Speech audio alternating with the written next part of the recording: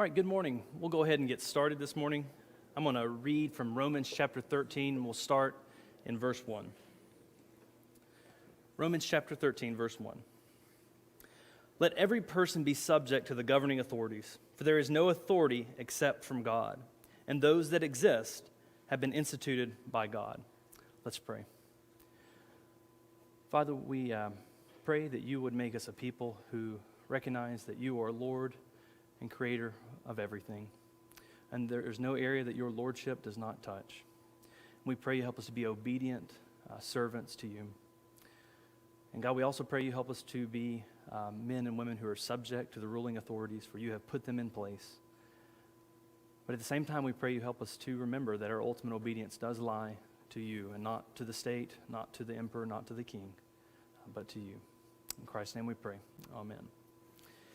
The last couple weeks, we have been looking at kind of some pressures on the church. We looked at the kind of external pressure of the persecutions. We saw violent persecutions, often sporadically localized, but often in the 3rd century particularly, we saw empire-wide persecution. We also saw during this time that the church not only had kind of fire coming from the outside, but it also had attacks coming from within. We had different teachings that emerged within the church or tangential to the church that claimed to be the true church. And the church responded to those in kind, and we saw that they had the institutions, they had a canon to guide them through this process, to help them to essentially espouse what became Orthodox Christianity. But all this was going on, we need to remember, while Christianity was not the sponsored, favored, or even neglected religion of the empire. Often, there were times where there was peace for the church, but often there were sporadic, again, persecutions going on. So they're doing all of these things with heavy fire coming in. And we need to look back to these forefathers and foremothers in the faith and owe great reverence and deference to them for their sacrifice. And also the example they provide for Christians even today that are living through similar times in other countries as well. But today we're going to look at a big change. Okay, the empire is going from being explicitly pagan, majority pagan, and we're going to begin to see what happens now when the emperor, and I'll put this in quotes because this is highly debated, becomes Christian. What happens when we have a Christian emperor or one who's at least advocating Christianity? What does this mean for Christians across the empire? So we're going to begin, and you'll have to use the slides. We don't have slides up here. We may halfway through, we'll see the computer's running an update, but we'll do the best we can. I know the slides are kind of small to see for a lot of us, myself included, I'll admit. All right, so we're going to begin by looking at the making and the conversion of the emperor. Now, these maps will be impossible to read on the small slides, and I kind of hate that. I was hoping to look at them in a little bit of depth here. But during the 3rd century, we're going to have to do a little Roman history to kind of set the stage. During the 3rd century, that is the years 201 to 300, particularly in the years 235 to 284, so about 50 years, there's what is known in Roman history as the 3rd century crisis. The 3rd century crisis was a time of great political instability, a time of great border insecurity, a time of great economic insecurity, as well as natural disasters. I know it's maybe appropriate, but the plague. There were great plagues that killed untold numbers of people. Some cities reduced by 60% of the original inhabitants. So enormous plagues, much greater than things that we have seen lately.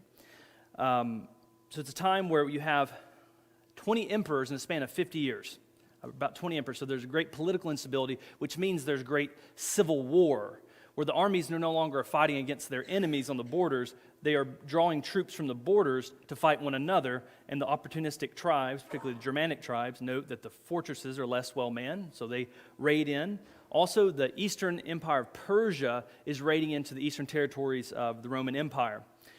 So they are facing a time of great tumult. Many people in the Roman Empire, as well as Christians, so pagans and Christians, thought this was some kind of apocalyptic, cataclysmic time they were living in.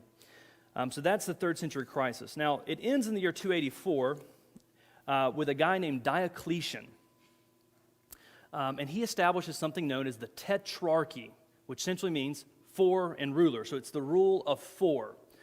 Diocletian's kind of prevailing assumption was the empire is too big for any one man to rule. He was thinking, we've been trying this, where one man rules this vast empire, and what's happening is the emperor takes his army and fights an enemy over here, and there's an enemy over here. while at the same time there are riots breaking out here, there's economic issues over here that need to be addressed, and it's just too much. So what Diocletian does, and we should also say this is very important, Diocletian and all the emperors from 235 to 284 most of them, come from the military, or they heavily pay off the military. They pay off a group called the Praetorian Guard great sums of money, and they say, all right, you can be the new emperor. We like you. You've paid us money. And as soon as that cash revenue stopped, the Praetorian Guard might look for someone else. So a lot of these emperors end their rules like 2 years, assassinated by the Praetorian Guard. If you go on like Wikipedia and look at the list of emperors, it's kind of funny because a lot of times it will say, died of natural causes, parentheses, probably assassinated, which happened over and over again. Very few of these guys died a natural death. But Diocletian comes to power. He is from the army. He is, in some sense, he is not from the Roman aristocracy. He is a provincial. So you got a lot of these guys coming from the army, rising their way up. He decides we're going to divide the empire into 4. There will be 2 kind of supreme rulers known as Augusti. So we'll have an Augustus in the west and an Augustus in the east. And then they have a Caesar in the east and a Caesar in the west. Okay? Diocletian was in the east. Now, why would he be in the east? The east is the most wealthy, the most populous part of the empire. It's the more illustrious. The Western Empire, besides Rome and Carthage, is largely made up of kind of small towns, rural areas, things like this.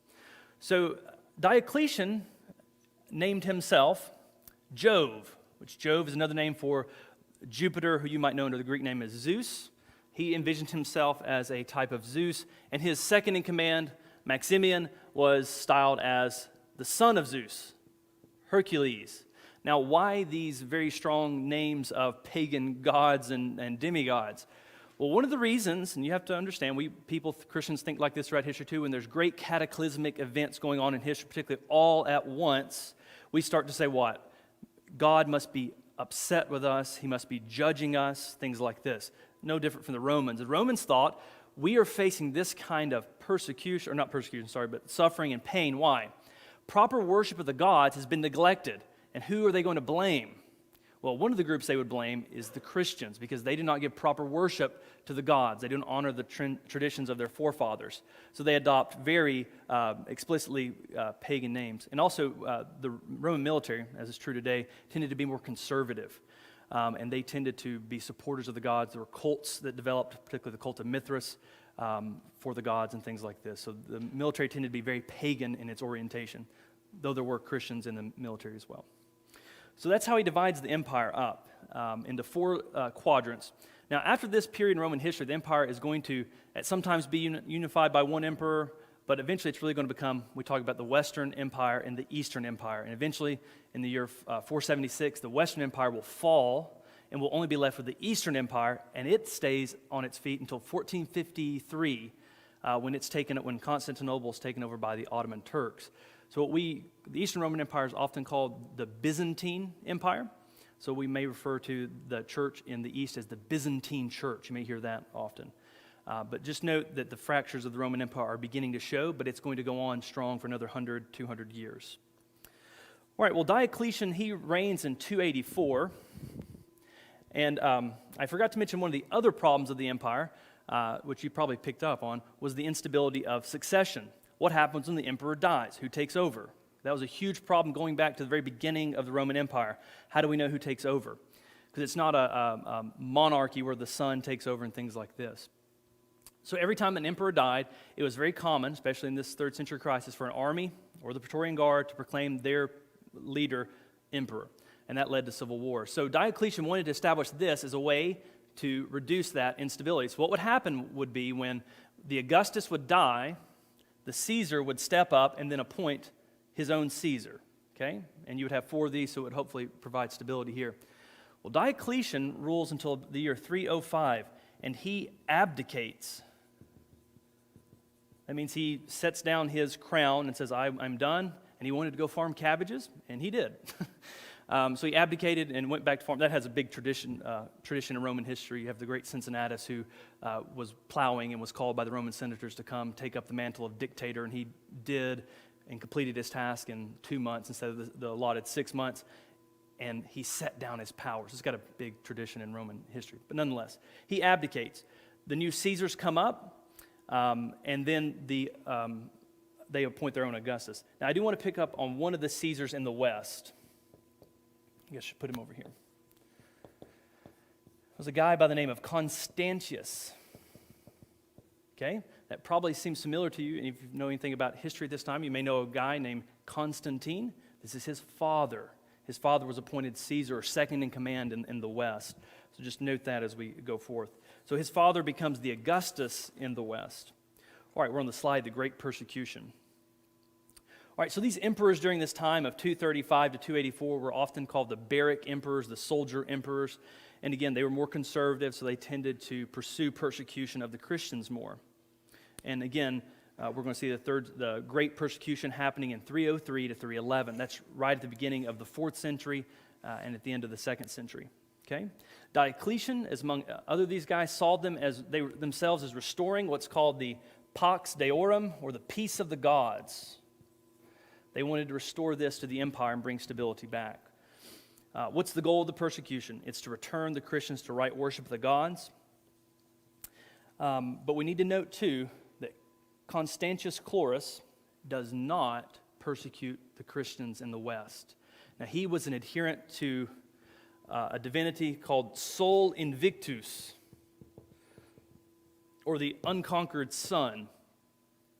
So they worship, this was a newer kind of religion that had come on, where you had a supreme god, the Sol Invictus, who is the god over all gods.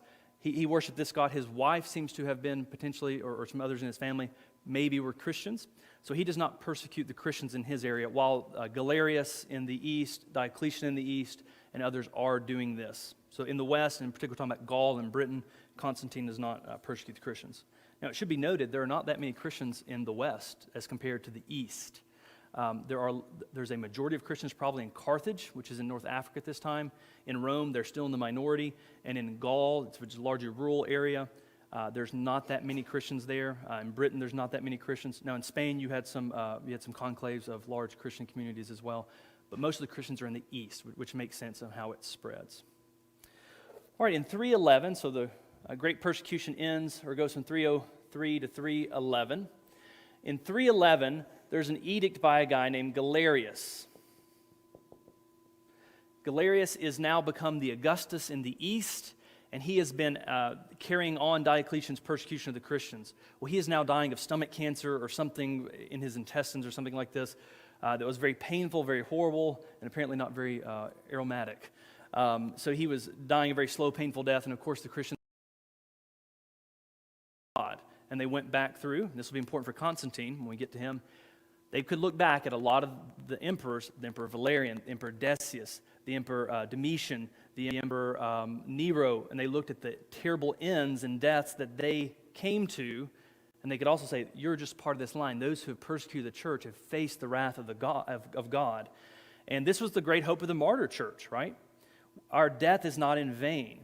Yes, we have died, but God will set all things right. He will judge rightly in the end, and we will be vindicated.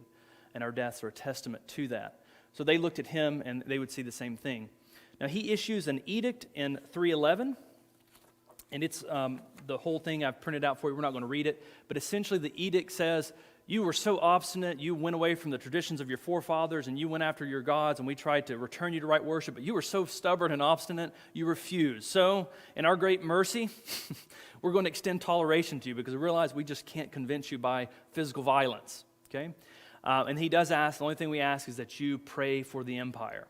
And at this time, many Christians, their attitude had changed a little bit. Earlier on, middle of the 3rd century, you kind of have an attitude of the empire. Origen and other guys advocate this kind of view. The empire is diabolical. It's evil. You have kind of expressions like that in the church. Later on, as Christianity grows, and it does grow quite large and exponentially in the middle of the 3rd century, around 250, which is probably why that persecution breaks out around that time, in 250 to 253. The numbers of Christians grows exponentially during this time. But nonetheless, he issues an edict, and he essentially tolerates Christianity. Now, this doesn't mean Christianity is tolerated everywhere. Just in his regions, there's going to be another emperor in the east that will continue some persecutions, which Constantine and another guy by the name of Licinius will stop. All right, we're going to go to the slide that says Constantine Augustus of the West. All right, so Constantine, his father, once again, was the Augustus in the west. His father dies in the year 307, and the succession of the tetrarchy fails. So what we end up with is 5 people claiming to be emperor. Right, so remember this whole thing was to help give stability. Well, now you have 5 claimants to either be an Augustus or a Caesar. Well, it gets sorted out, and Constantine becomes a Caesar in the west. Okay, so he's in Gaul and in Britain. He slowly is going to emerge out of this and become the most powerful, not only in the west, he'll do that first, but also in the east, and he'll eventually become the sole emperor. But we want to focus on one of the most important events in Christian history, Western history, and that is in the year 312, there was a battle fought outside of Rome called the Battle of Milvian Bridge.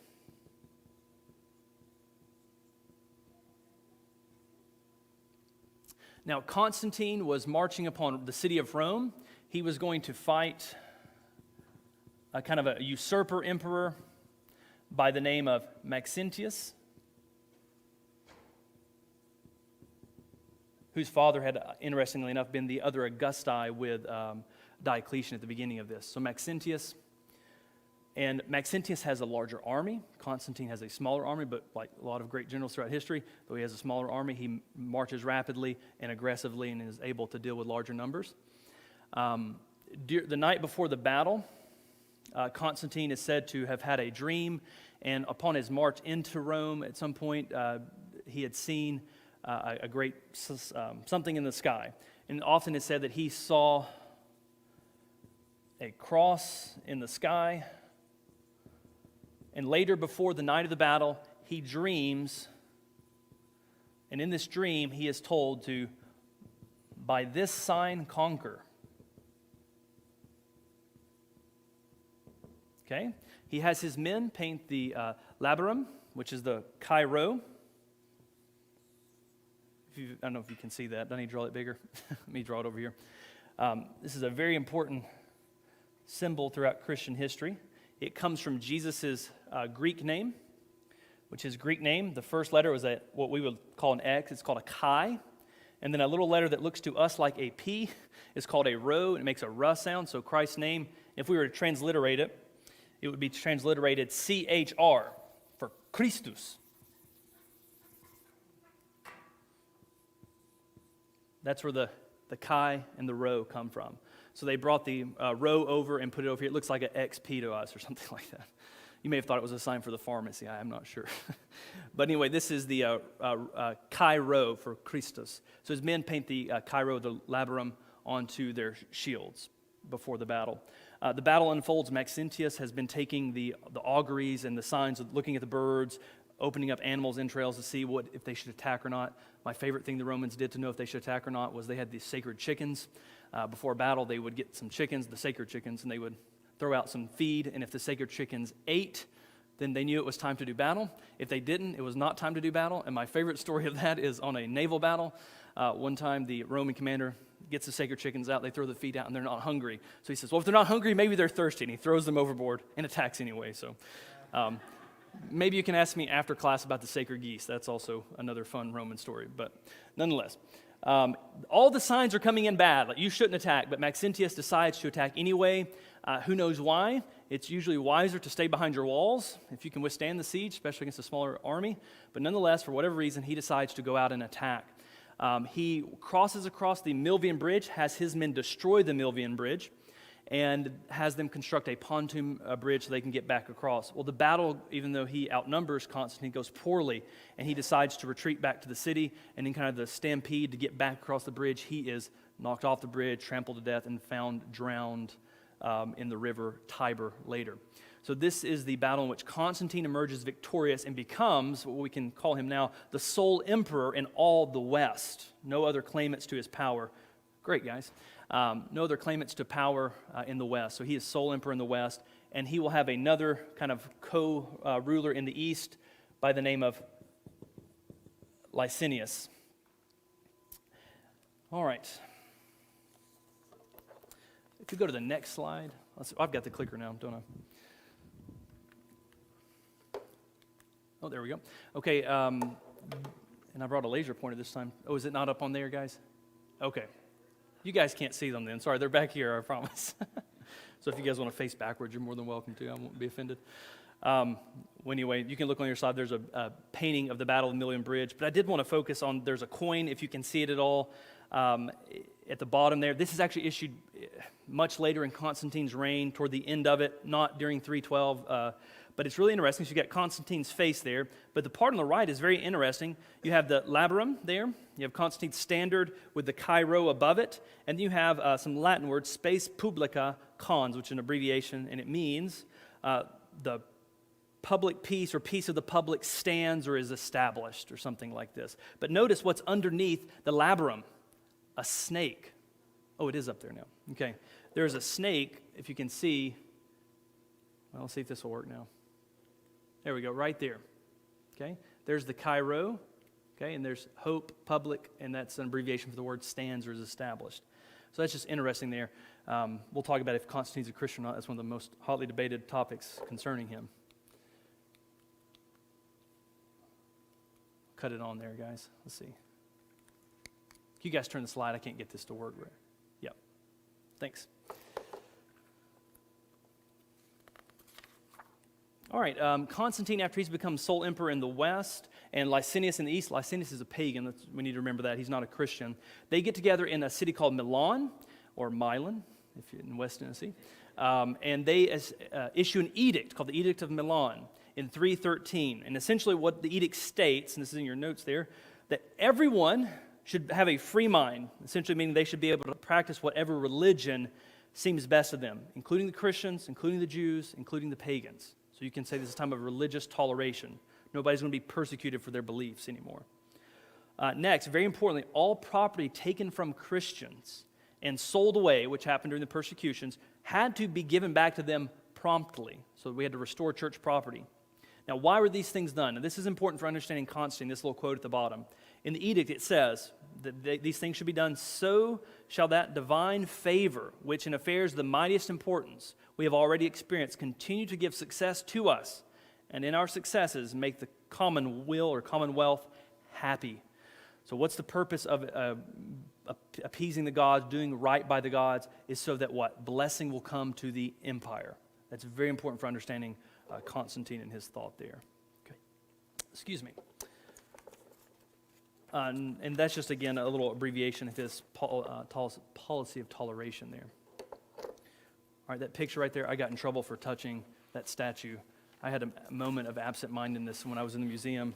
I've been telling the kids all the time, like, don't touch things, don't touch things. And we were just kind of standing there, and I was standing right by Constantine's head, which is, I think, about my height or taller. It's huge. I think the statue it came from was probably like 90 feet or something like that.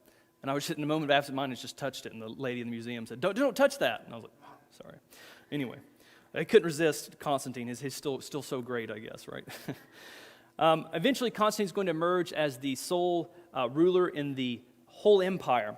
Licinius is going to, and Constantine are going to, and it's hard to tell if Constantine was aggravating a lot of these things or not, but nonetheless, they become at odds with one another. Licinius begins to persecute Christians, and Constantine, the great champion of the Christians, and there are a ton of these in the east, not so in the west, but in the east, he comes and fights Licinius and defeats him in another very important battle, the Battle of, and it's on your notes there, Chrysopolis in 324. So now, after this battle, he is the sole ruler in the empire.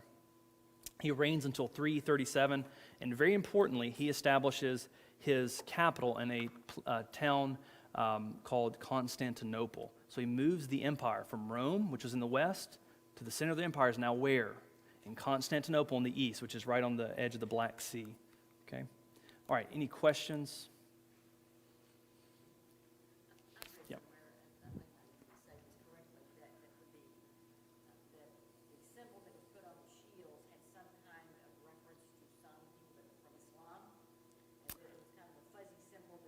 Islam's not around at this point. Islam doesn't come around until 650s or a little bit around there. So yeah.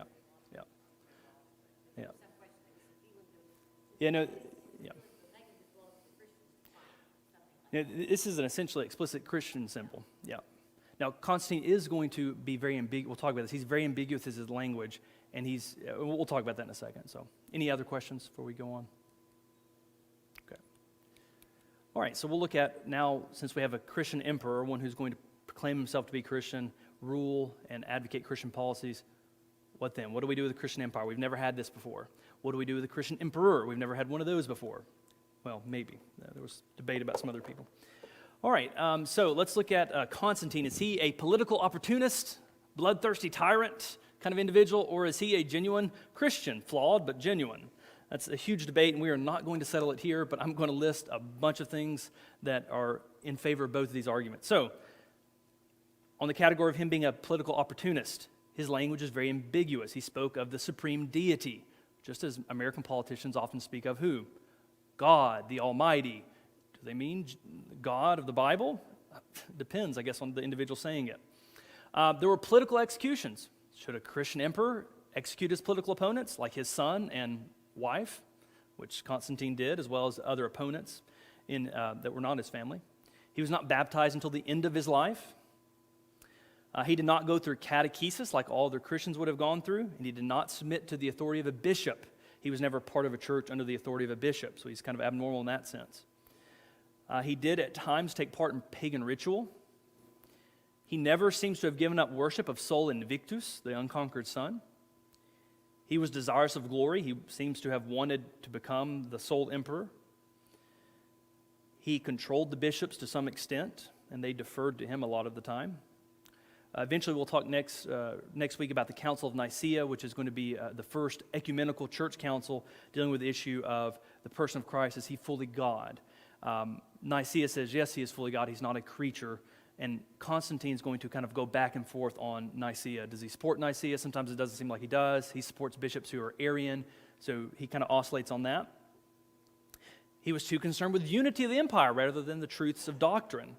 And he banished the kind of poster boy of orthodoxy, Athanasius, who we'll look at. We'll do a special biographical lecture on him. So these could be some things that, and others that could be cited saying that he is not a genuine Christian, but he was a political opportunist, using the Christianity to rise himself to power. All right, what about in favor of the argument of him being genuine? Well, after defeating Maxentius at the Battle of Milvian Bridge, he came into Rome, and typically what was done when you came into Rome as an emperor, you walked up to the high places and made a sacrifice to Zeus. He refuses. He's the first. He refuses to sacrifice to Zeus. Okay? He's the first one. It's weird, it's strange. And if you look at some of the language of the Roman Senate at the time, they don't say that you conquered in the name of Zeus, which would have been typical of them to say something like that. They say you conquered in the name of some higher being type thing, very ambiguous language. So they recognize too, you didn't do this in the name of Zeus. He was a builder of churches. His mother built a very famous church in Jerusalem. He built the first St. Peter's in Rome, as well as many other churches. Okay? Oh, I missed one. He used Christian images in military and coin images there. He appointed Christians to important political posts. He actually had the bishop from Spain, Osius, who's going to play an important role in the Council of Nicaea and subsequent history, was part of his court, though he does also later, we should add, have an Arian bishop as the one that baptizes him, so there's another strike against him. He preached in his court, and there's one that alleged sermon that does survive. It may or may not be his, but he did preach in court. That was recorded by Eusebius. He was baptized at the end of his life, so maybe that's a point for him and a point against him at the same time. Only 10 to 15% of the empire at his ascension was Christian. Okay, more of that's in the east. So would somebody that was a political opportunist make his stake on 10 to 15% of the empire? Probably not. There are some explicit references to Christ in documents. He does refer to our Savior, Christ, in some of his letters to officials and things like this. He sought to encourage the bishops to do what they ought to do. He made Sunday a holiday. Now, he did use language because, again, Sunday, think about Sol being sun, the day of the sun. He said, we're going to set this time aside as a holiday. And he does use very ambiguous language there, or maybe even explicitly pagan language there. He decreed against polytheism and sacrifice. So he actually makes statements like, we'll no longer do certain things, sacrifices. He outlaws the gladiatorial games, things like this. Doesn't mean they're always carried out, but he does state those things. He doesn't enforce them. We should say that too. And he gives tax exemptions to the clergy, so the bishops of the church and things like this. Okay, so that's some points in favor of him being a genuine Christian. Now, we're not going to necessarily resolve all those today. I just wanted to make those known Many people that look at this time as a fall of the church, that's often stated when Constantine becomes emperor and the church becomes or the empire becomes Christian, the church has fallen. Many people at the time of Constantine shared that view, and many people still today share that view. There are many that also disagree with those opinions. All right, so let's look at the next slide. Could Christianity unify the empire? Remember, that's a big issue at this time. So we're going to assume for the sake of argument that Constantine was very flawed. He was an infant Christian, or he was greatly influenced by the things he had come out of. He maybe had a distorted vision in some areas, but we'll at least for the sake of argument, we'll take kind of a mediating position and say he was flawed but genuine. What was he doing? He sought, like previous emperors, to strengthen and unite his empire. Except, instead of using paganism to do this, he sought to use Christianity to unify the empire. Now, Christianity is able to do this more than paganism. Why? Christianity is a universal religion. So whether you were in Carthage in North Africa, whether you were in Rome, whether you were in Ephesus on Asia Minor, or in Alexandria in Egypt, you all had a similar or the same code of conduct to live by. The liturgies in the churches were different but similar. The ideas expressed were very similar, so that bishops and individuals in different cities would write and correspond with one another, as we talked about previously. So it was able, you could, if you were a pagan traveling from Rome to Alexandria, you would recognize the Christians in both cities and realize they were living very similar lives, their ethical conduct also being similar too. So Christianity, more so than paganism, is able to bring unity of religion, because paganism is always localized usually. You have local cults to gods, and sometimes those can translate, sometimes those can't. All right, so he believed in Christ's power. I think that's very important. He believed that Christ was powerful, and he was able to save the empire if Constantine preserved true worship or moved the empire towards true worship. Okay, so that's a very common view of the times. If we have proper worship of the gods, we'll have peace. So Constantine just puts Christ in there instead of the gods. All right, and then briefly, 3 things to remember. When he became emperor, the church became factional. The Donatist, Novatian controversies, those are the ones that, what do we do with those who did sacrifice or handed over Christian literature during the persecutions? Some said we shouldn't admit them at all. So you had those factions rising up saying, we're the true church. And then you had the Orthodox church saying, no, you're not. We're the true church. That's what happens as soon as Constantine becomes the emperor in the West in 312. And the Donatists are most strong, and the Novatianists are most strong in the West. So as soon as he's emperor, he's got a divided church. When he becomes emperor of the whole empire, so he includes the East in that, what happens in the East? The Arian controversy breaks out in the East. Now you've got the Arians versus what will become the Nicene Christians. So he's got to resolve that, and he'll deal with them differently. He will actually physically persecute the Donatists. But he seems to have learned his lesson, because it didn't work at all. It actually had the opposite effect. You made martyrs of the Donatists, which is what they wanted. So he doesn't persecute the Arians like he would have the Donatists. So he kind of learns his lesson there. He's a Roman of the 4th century, so he views the world differently than us. Largely, he sees empire and religion as united. We sometimes, particularly as Americans, see them more separate. And he is the first Christian emperor. And Christianity is much different than Roman paganism. So he's the first one to ever do this, so in some sense we should understand it may not look as if we would, in the ways we would have liked. All right, let's look at some pros and cons. So the emperor can enforce orthodoxy. That's great. Orthodoxy now has the backing of the emperor. But what if the emperor is not orthodox? Like one of Constantine's sons will be Arian in his theology. The emperor favors the Christians, gives them benefits. But does that lead to corruption? The emperor can legislate Christian or evangelical laws. That's great. But does this make the church synonymous with the empire so that they're one and the same thing? And does this make the church then invisible and really non-existent in some ways? If the emperor is Christian, he can do great good. And people can say, look, you should be a Christian. Look how great things have happened from our empire. Our emperor is a good man, all these things. But what if he does evil, like kills his political opponents and things? People could slander the church, right? Christians are allowed to worship freely. The con, what if this makes the church soft and it loses its prophetic voice? There's all these kind of things we have to kind of wrestle with and think through. I've listed a bunch of other questions on this next slide. I'll let you look through those at your own leisure there. But these are the questions that people at the same time were asking. And we'll go on and skip down to the responses to the Christian empire. Okay? We're going to look at 4 or so responses here briefly.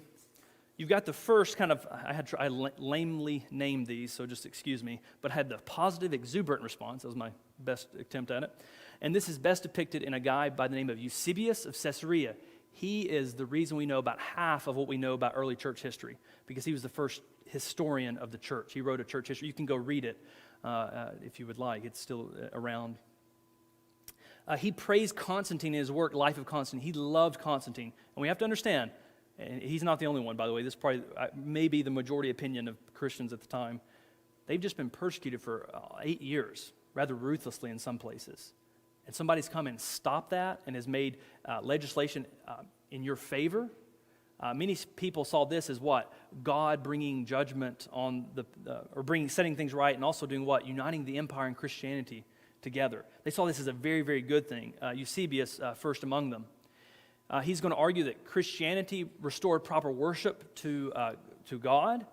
The empire brought peace. Think about the Pax Romana, the Roman peace, brought peace to the empire. And now with the conversion of the emperor, these two things have converged finally into one. And now empire and emperor, or empire and Christianity, can work together now to bring God's kingdom forward. So that was a common opinion then. Many bishops, particularly in the East, and this will be very important when we look at the Eastern or the Byzantine church, they are going to be very deferential to the emperor. The emperor almost functions like the head of the church in the East. And if you go to some place like Russia, you have the Tsar being kind of the head of the church and things like this. So in the East, this is a more common notion. A political figure kind of, in some ways, leads the church. In the West, not so much. You have more outspoken bishops. They develop a different theory of how the church and government relate. You get the big battle in the Middle Ages. You have the sphere, if you want to imagine two circles. You have the sphere of the church, and you have the sphere of the kingdom. And the question is, are these tangential? Do they, working co-equals in their power? Does one overwhelm the other, and is one inside the other? So could you draw the kingdom inside here or the church inside here? What happens when jurisdiction overlaps? So who appoints the bishops? The king, whose country they're in? Does the Pope appoint the bishops? It becomes a big issue in the Middle Ages in the West. But you do have, as you'll see a picture later on, bishops like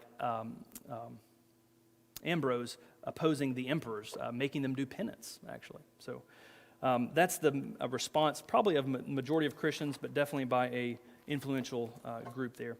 You need to remember Eusebius. He's going to favor in our lectures the next 2 weeks. All right, then we have the positive but reserved response. This will be represented by figures like Athanasius, he's an Eastern bishop, but largely bishops in the West. They are glad that toleration has been extended, and the emperor in some cases is persecuting pagans or trying to end it, but the emperor should not be involved in the affairs of the church. He should not be in charge of councils that are trying to make statements of orthodoxy and things like this. Okay?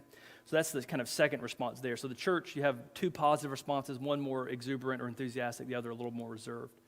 Next, we get a really interesting response now. It's called the monastic, coming from monk or the individuals who dwell alone initially. And this is going to begin in the east, kind of where in Egypt, kind of the regions of Egypt, but also in Syria. So you kind of go up Egypt and go north into Palestine, Syria. Now, why those places? They were very inhospitable. There are great deserts in Egypt. Not so much as in Syria, but there is kind of wilderness-type area. And these individuals, and this is the first type of monks that we get called the Eremitic monks. It's on your slide there. They are individuals going off by themselves to live. And we'll talk about some of them in a second. But then you also get groups that originate in these areas too, that are dwelling with large numbers of other Christians. And this is called a Cenobitic monasticism, where you have groups of monks. So we got solitary guys, groups of monks. And this is in the East. Now, what's their goal? Pursue holiness and wage war against demonic forces. Why go all the way out here and live a strictly ascetic lifestyle, fighting demons and denying yourself pleasures and things like this? Well, the pinnacle of Christianity for many had been martyrdom. You could seek martyrdom and you could be remembered. And the martyrs were very, very cherished in the early church. A lot of devotional sites evolved around the sites of the martyr's death. But no, since you have a Christian emperor, martyrdom really isn't an issue, right? You're not going to be killed by the emperor. Why? He's a Christian. He's not going to kill you for your faith. So many sought the desert as a place to do what? To pursue holiness. They said, everybody's gone soft. We don't live in the age of the martyrs anymore, so what are we going to do? We're going to go pursue holiness in the desert where it's very inhospitable to people to live. And thousands upon thousands of people were attracted to it. It's not like this was like a handful of people. There were, monasteries of, several hundred people. Certain groups of monks had 40 or 50,000 people adhering to their kind of group, as well as numerous individuals. Let's look at the desert monks. These may interest you a little bit here. These men lived kind of on the fringes of society, and they were actively, this is kind of strange to us, but they were actively sought out by Christians in these areas and pagans in these areas too, as men of power, okay? They were looked upon as Christian athletes. I know we think this is strange, like why would you go out and seek advice? Well, we should ask, why do we go ask Miley Cyrus what she cares about any kind of political issue, or, whatever, Tom Brady or whoever, who cares, right? Their job is to sing and to play sports. But what do? We want to know what they have to say about everything. Well, these individuals were looked upon as, we could say, Christian athletes for their great feats of holiness or their great feats of asceticism, okay, of denying themselves bodily pleasures, food, drink, and the like. Now, what else did they do that was interesting? If you see this picture at the bottom here, this is a column. The Greek word for that is stylite or stylus. And that guy on the bottom there, Simeon Stylites, he lived 36 or 37 years on top of that column and never came down, okay? People would bring ladders up to his column, and they would ask him to pray for them. They would ask him to curse people if need to be. He would act as a judge. Communities would come and say, can you adjudicate this decision for us? We're at an impasse here. They were called upon, men like this, to exorcise demons. They would say, we've got demons in our town. Can you come exorcise these demons? They were highly sought out individuals. This guy is a guy, it's a picture of Antony, and he is a monk that lived out, he's one of the first that lived out by himself, and he was highly respected, but he was said to have battled demons and fought demons who attacked him out in the desert. And there's an old, ancient kind of history thing. If you look in a lot of literature, demons tend to inhabit the deserts and the wastelands. So they go out there in order to do mortal combat, as it were, or immortal combat, I guess, with these demonic forces. And they were highly sought out and highly respected. Augustine is going to be highly influenced by a work written by Athanasius called The Life of Antony. Athanasius is going to go get Antony and use him to back him up on an opinion about the Orthodox Nicene Christology. Okay, a lot of the monks in the desert support Nicene Christology and things like this, which helps out Athanasius in his battle. But anyway, that's the first type of monasticism. I'm going to skip the second one for time's sake, but it is founded by a former soldier by the name of Pachomius, and that's one of the former sites where they were located in the desert.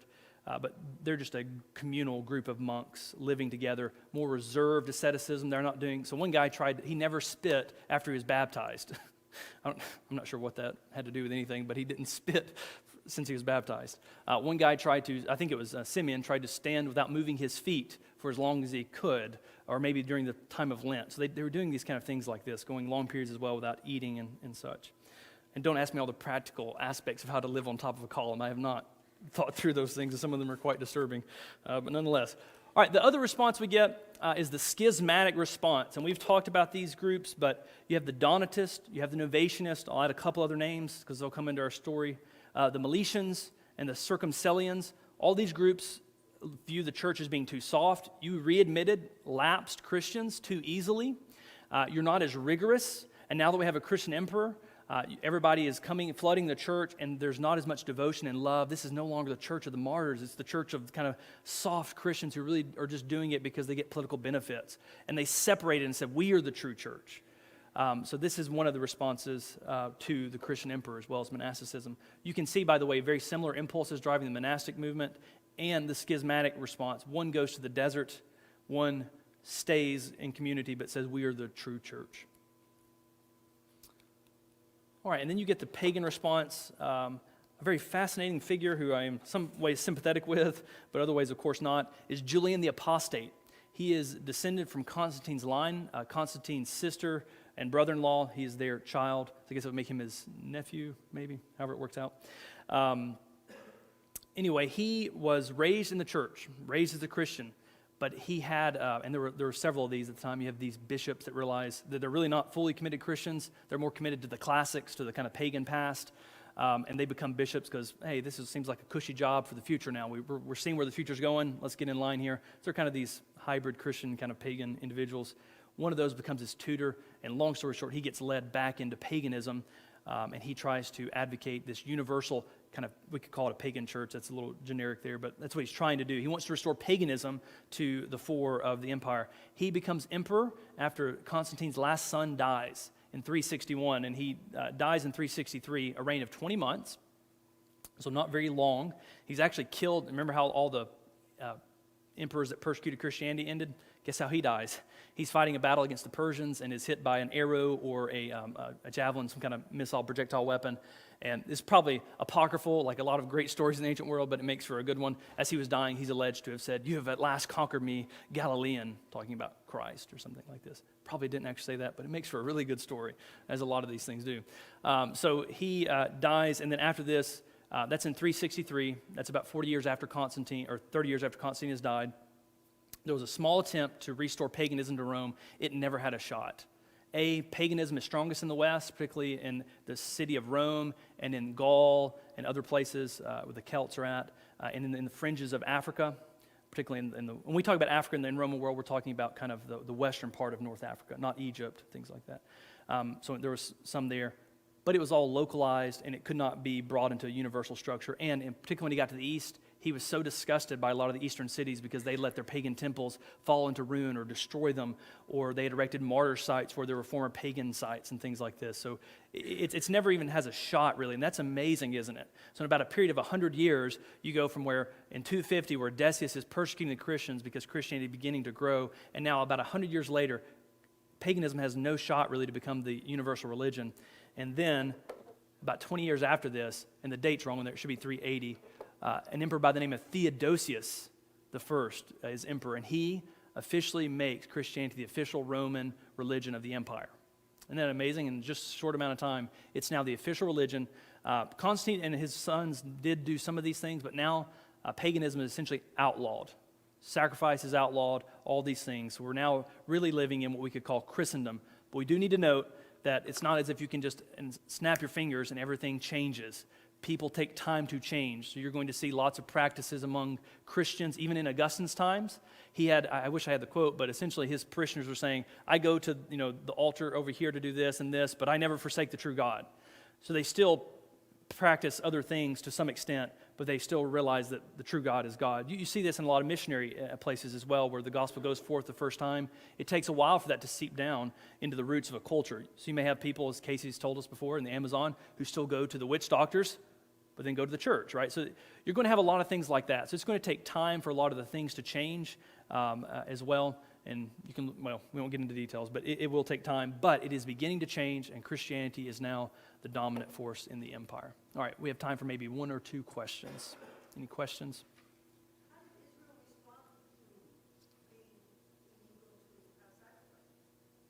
Well, okay, good question, but the temple has been destroyed since AD 70. There's not a temple. So this is the year 360. There's not been a temple for about 300 years. So they've been having to figure out how to go about Judaism without the temple. So they've not been doing sacrifices.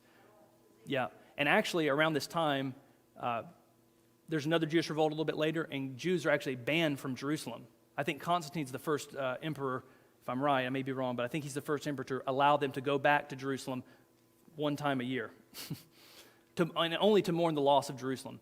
Jerusalem got renamed a Latin name because the emperor that destroyed it the second time didn't want anything to do. He wanted them to stay away, and it's renamed. It's not Jerusalem anymore. But it does become that. Constantine's mother will go and build a church where she believes she's discovered the true, or wood from the true cross, and relics are a very big deal in the early church, so that's an important deal for them back then. Yep. Dave.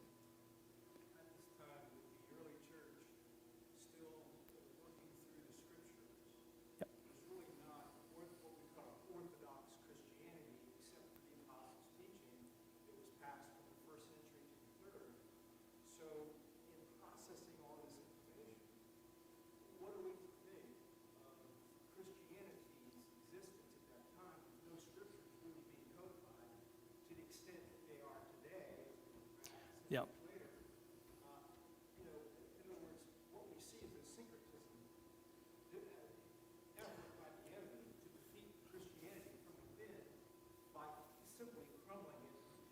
Yeah. With all this divergency, it's not scriptural, that gets called Christianity. Yeah, I would say, though, that you do have, as we talked about last week, you have essentially a heart of the canon that excludes, in most cases, 5-6 books. So, and a lot of those books that are excluded are things like 2nd and 3rd John, and not that they're not important, but they are very short, right? So you do have a broad acceptance of the majority of the canon, and I do think you can already be talking about, even before you get this full list of scriptures codified and everybody's on board with that, I do think you can already talk about orthodoxy, because you already have people, you do have things that later would be called heretical views of the Trinity, but you've already got a mainstream opinion in a lot of places, and it's going to get meted out and hammered down a little bit. So real Christianity, though, is vibrant and is moving along fine. Yes. Real Christian, if you will, undercurrent, but it's being attacked by this faux Christianity that has gained popularity with Constantine. That would be that is definitely a view. So people that would look at Constantine's ascent as negative would go that position. Others who think it's more of a good development would not agree, and there's a spectrum of views there. But yeah. All right, we probably do need to go. I can answer that. Did they establish places of worship after 383?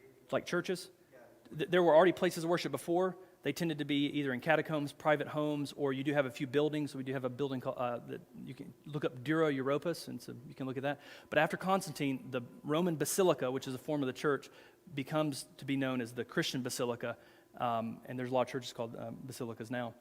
But church architecture becomes more important after this point. Constantine builds churches after the model of the old Roman Basilica, and they're usually shaped in a cross, and we could maybe talk about that another time. All right, thank you so much. You're dismissed.